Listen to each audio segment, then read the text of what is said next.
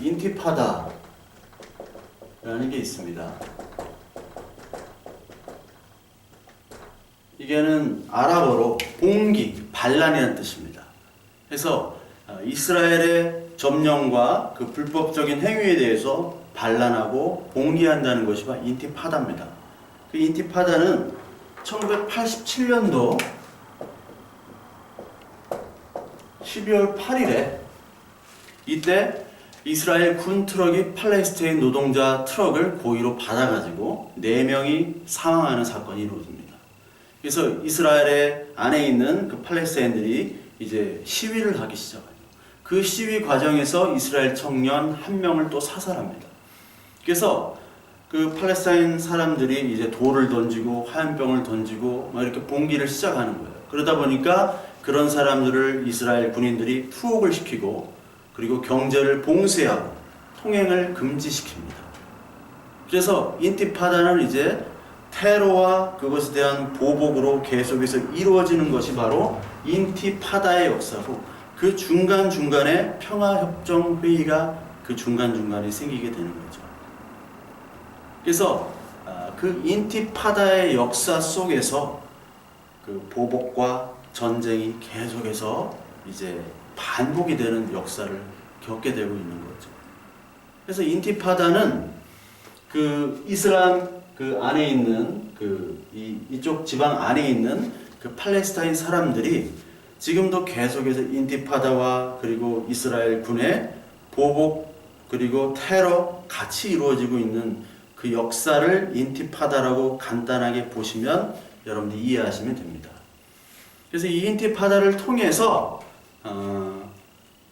1979년 특히 이제 중동 4차 중동 전쟁이 1973년도에 이제 끝나고 그 후에 1979년에 캠프 데이비드, 미국 메릴랜드에 있는 대통령 휴양지죠. 이 캠프 데이비드에서 이제 이집트 대통령인 사다트와 그리고 이스라엘 그 총리 간의 회의 그리고 미국이 중재하에 유엔과 미국이 중재하에 평화협정을 맺습니다. 그 평화협정 지금까지 모든 평화협정의 주제는 똑같아요. 그 평화협정 항목은 뭐냐면 여기 가자 지구에 있는 이스라엘 군 철수 그리고 웨스트뱅크와 골란 고원 그리고 동예루살렘을 이제 다시 반환해 달라. 그리고 여기에 자치권을 보장해 달라. 그리고 유대인들에게는 군의 우리의 어떤 자치권을 보장하면서 동시에 이스라엘 군의 그 치안권은 너희들한테 맡기겠다. 외교권은 너희한테 맡기겠다. 이제 좀 변동이 있습니다. 그리고 이제 서로의 테러는 이제 하지 말자. 하마스나 헤즈볼라나 그리고 유대교 강경파나 루디교 강경파는 리쿠단 같은 그리고 무장 민간 단체 이제 더 이상 하지 말자. 이런 정책들, 이런 평화협정을 놓고 계속 협상을 이어나간 겁니다. 근데 이 협상이 계속해서 깨지는 이유는 뭐냐면 팔레스타인 안에 그리고 유대인 이스라엘 안에 온건파와 강경파가 다르기 때문입니다. 실제로 캠프 데이비드 이후에 사다트 대통령이라고 있습니다. 사다트. 이집트 대통령입니다. 근데 아랍 국가 이 팔레스타인과 상의 없이 지가 혼자 가가지고 이 캠프 데이비드 협정에 사인을 해버렸어요. 그러니까 1979년도에 사인을 한 후에 1981년도에 암살당합니다. 이집트에서. 그 암살당한 후에 그 부통령이었던 무바라크 대통령이 81년부터 2011년까지 자스민 혁명 이후 에 이제 그가 이제 정권을 내려놓게 됐죠. 도망갔는데 그 30년간 무바라크가 통치를 했어요. 그게 캠프 데이비드 이후에 사다트가 암살된 이후에 이제 그런 자기가 대통령이 될 수 있었죠. 그리고 1993년도에 오슬로 협정이라는 거 있습니다. 이게 95년도에도 오슬로 협정이 있게 돼요. 오슬로 협정도 마찬가지로 여기 가자지구, 웨스트뱅크 똑같습니다. 동예루살렘을 다시 반환해달라. 특히 골란 고원을 반환해야 되는 이유는 여기가 원래 시리아 땅이었고 이 골란 고원을 처음 가진 자가 여기에 수자원과 이 식수를 가지고 지배를 하기 때문에 그래요. 여기다 댐을 만들어 놓고 물을 끊어버립니다. 팔레스타인 지역에다가 물을 끊어버려요. 지금도 그러고 있습니다. 물을 가지고 지배를 하는 겁니다. 그래서 이 골란 고원을 다시 시리아에게 넘겨달라. 근데 안 되죠. 절대 여긴 내줄 수 없는 곳입니다. 여기 가자지구 내줄 수 있어요. 그리고 여기 웨스트뱅크 지역도 어느 정도는 이렇게 해줄 수 있어요. 근데 이스라엘이 가장 싫어하는 거는 동예루살렘과 골란 고원은 절대로 안 됩니다.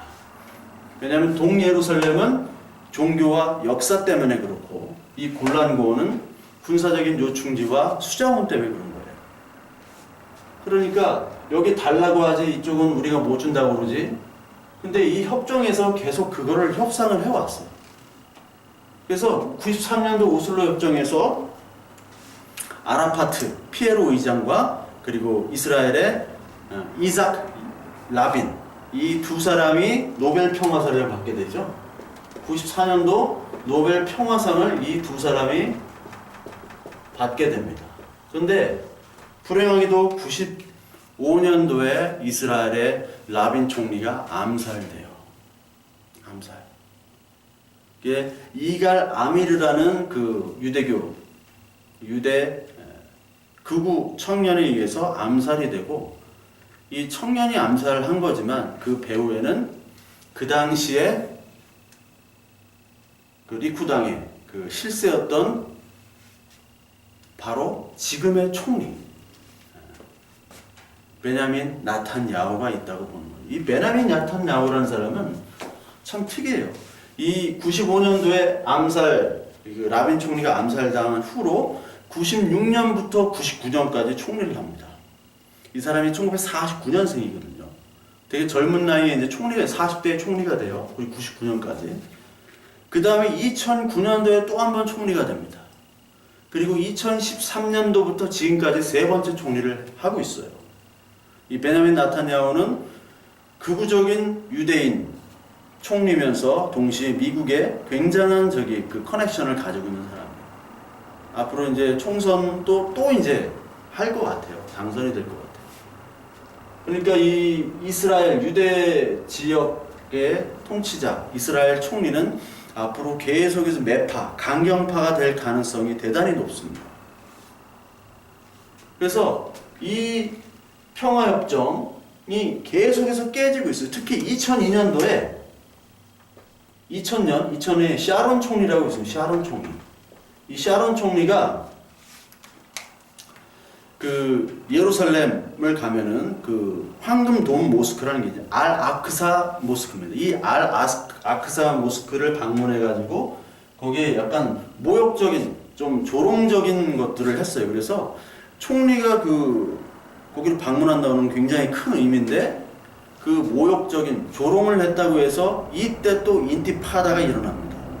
그래서 자살 테러 그리고 무력 진압이 반복돼가지고 수천 명의 사상자가 일어나요. 특히 작년에 그 도널드 트럼프 대통령이 예루살렘이 이스라엘의 수도다 라는 것은 무엇을 의미하냐면 동예루살렘이 포함한 이 예루살렘은 이제 이스라엘 유대인들 거야. 이스라엘께 아니야 라고 선포를 해주고 미국 대사관을 실제로 텔아비브 이쪽이 이제 텔아비브예요. 텔아비브가 원래 수도인데 여기서 예루살렘으로 대사관을 옮겼잖아요. 그건 뭐냐면 이 알 아크사 황금동 모스크를 인정하지 않는다는 거예요. 이것도 다 부시고 유대인들이 나중에 여기다 다윗 성전을 지어야 된다는 것을 도널드 트럼프가 인정한다는 거예요. 그래서 이 협상의 어려움이 왜 있느냐? 협상의 어려움이 있는 이유는 처음 아까도 얘기했던 점령지 반환 문제입니다. 점령지 반환. 이 점령지들을 다 반환해야 되는데 절대로 반환할 수가 없어요. 아까 얘기했듯이 골란 고원 문제. 절대 안 됩니다. 식수원입니다. 거기다 군사 요충지예요. 또한 동예루살렘. 동예루살렘은 뭐가 있냐면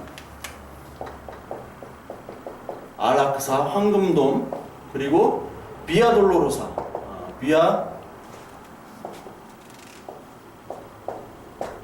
이게 예수님이 지나가신 길입니다. 비아 돌로로사. 그리고 통곡의 벽.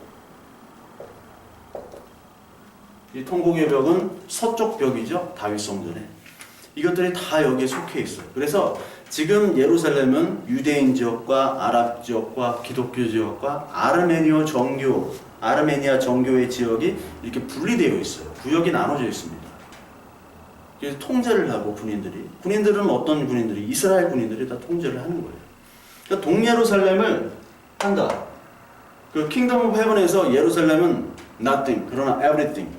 이 예루살렘 알-아크사 사원에서 그 마호멧이 승천한 장소면서 그들이 얘기하는 승천했다 거기서. 근데 그 안에 있는 큰 바위가 있어요. 평평한 바위. 그 바위는 뭐냐면 그 아브라함이 이삭을 바쳤던 그 제단이면서 그 알-아크사 사원 자체가 모리아 산이에요. 모리아 산. 그러니까 이스라엘과 이 팔레스타인, 이 이슬람 사이에 이 알-아크사 사원은 서로 자기들의 신전이 있는 예루살렘 성전, 그 다윗 성전이 있는 곳이고 마음에 승천한 곳이고 우리 믿음의 조상인 아브라함, 믿음의 조상 아브라함은 이슬람에서도 아브라함 조상이고 그리고 기독교에서도 아브라함 조상입니다. 우리 아버지예요. 그러니까 한 아버지의 다른 형제가 지금 싸우는 거란 말이에요. 다른 형제가. 그러니까 이스마엘과 그리고 이삭이 싸우는 거예요. 그러니까 이게 싸움이 죽을 때까지 싸우는 거죠. 점령지 반환을 계속 그 협정에서 하는데 이게 안 되는 거예요. 그 협정을 하는 순간 암살을 당하고 다시 보복 테러가 되고 결국 원점으로 돌아가는 거예요. 이스라엘은 리쿠드당과 무장 민간 단체, 군인들 이게 동원이 되고 피에로 그러니까 팔레스타인 해방기구에서는 하마스, 지하드 조직 그리고 레바논에서 헤즈볼라 이게 같이 충돌해버리면은 테러와 보복과 그리고 장벽 쌓고 이 사람들을 다 굶어 죽이는 거거든요. 사실 물 없어 죽이고 돈 없어 죽이고. 그러니까 가자 지구에 있는 이 팔레스타인 사람들은 여기 노동자로 왔다 갔다 하루 품팔이 살고 여기로 들어가야 돼요. 다시 여기로 왔다가 다시 들어가야 돼요. 여기서 살아야 돼요. 마치 유대인들이 예전에 게토를 생활했던 것처럼 게토 일하고 이 게토 지역에서 벗어나면 죽이는 거예요. 왜? 유대인들은 죽여도 되니까 법적으로. 그와 똑같은 감옥 같은 생활을 하고 있는 거예요. 그러니까 얼마나 불쌍해요. 여기에 있는 무장단체를 공격한다고 막 그 폭탄을 퍼붓고 미사일을 퍼붓고 그 피해로는 다시 여기다 폭탄 테러, 자살 폭탄 테러를 하고요. 그래서 이 이스라엘 동예루살렘 곤란구원이 굉장히 민감한 그런 문제입니다. 이스라엘에 20만이 유대인이 살고 27만이 팔레스타인이 살아요. 그러니까 여기 팔레스타인으로 들어오지 못하게 그 사람들을 들어오지 못하게 인구 조정을 또 하고 있어요. 인구 조정. 그리고 유대인 정착촌이 67년도부터 여기에 다 이제 웨스트뱅크 골란고원 여기에 다 있었거든요. 근데 이제 가자지구로부터는 이제 군인들이 이제 철수를 하고요. 또 많은 그 유대인 그 지역들도 많이 철수를 했어요. 근데 문제는 이런 정착촌에 대한 유대인과 그리고 그 팔레스타인 사이의 그 장벽들 그리고 무장 해제를 이 팔레스타인 사람들이 요구를 하는 거죠. 거기 이스라엘 민간 단체들도 총을 들고 다니고요. 자기들이 그냥 군인이에요. 민간 단체. 거기다 군인들도 같이 합세해가지고 팔레스타인을 감시하고 그리고 폭력을 저지르고 그리고 뭐 인티파다 하면은 총으로 쏘고. 그러니까 그거를 유대인 정착촌에 있는 분리와 그리고 자기의 자치권을 허용해 달라는 것과 그럴 수 없다라는 이 대립. 그리고 서로의 보복 테러가 일어나기 때문에 여기서 더 이상 협상이 진행되지 않습니다. 또한 팔레스타인 난민 문제가 있어요. 난민. 이 난민들이 한 500만 정도의 난민이 있어요. 500만. 이 500만 정도의 난민이 여기에 있던 자기들의 재산과 자기들의 소유 땅들에 대해서 보상을 요구하고 있습니다. 근데 이 재산 손실과 보상 문제를 어떻게 해결해야 되느냐? 이스라엘은 해결해주고 싶지 않거든요. 자기 땅이니까. 역사적으로 자기 땅이었다. 그러면 끝나는 거예요. 왜? 자기들이 힘이 있기 때문에. 그러니까 요르단이나 이런 데 흩어져 있는 그 많은 이 500만 정도의 난민들이 지금 여기에 들어가질 못하고 있어요. 이스라엘이 막고 있기 때문에. 그리고 이들은 국민 소득이 너무나 처참합니다. 그러니까 옛날에 GDP라고 하고, 옛날에 GNP라고 하고, GDP라고 지금 GNI라고 해요. GNI.